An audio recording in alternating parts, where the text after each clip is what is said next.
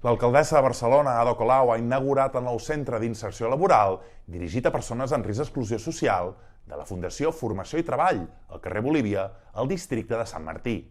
L'entitat va ajudar a més de 1.400 persones a trobar una oportunitat laboral durant l'any passat.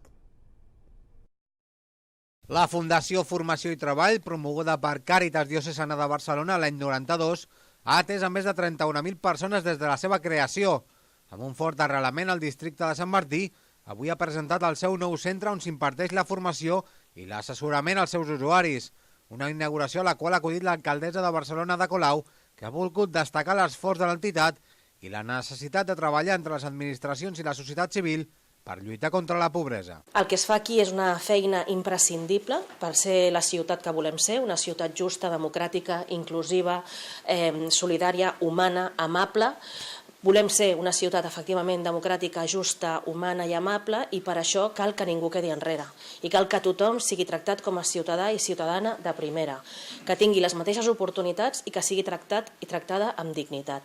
I aquesta és la feinada que fan entitats tan importants com la Fundació Formació i Treball. El director general de la Fundació, Albert Alberic, ha reiterat que el context de crisi i la precarietat han abocat a més població a l'exclusió social. Evidentment, la crisi ha fet molt de mal, no solament a col·lectius que tradicionalment ja tenien més dificultats d'accés a un treball digne, perquè no solament s'han reduït llocs de treball per a aquests col·lectius, sinó que a més s'han precaritzat les condicions de treball, en forma de jornades, en forma de salaris baixos, etc.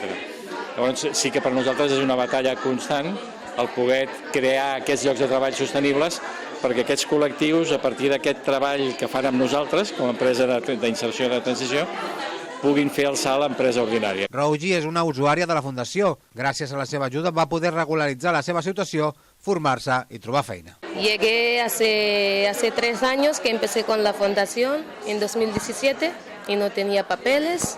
Y me lo dieron ellos los papeles y estoy ahora trabajando aún con ellos. Un acte que ha finalitzat amb la presentació d'Inclusiva, la primera revista de la Fundació Formació i Treball, que, tal com han assenyalat, pretén ser un altaveu d'entitats, administracions públiques i organitzacions per fer possible la inserció laboral i la inclusió social de persones en risc d'exclusió.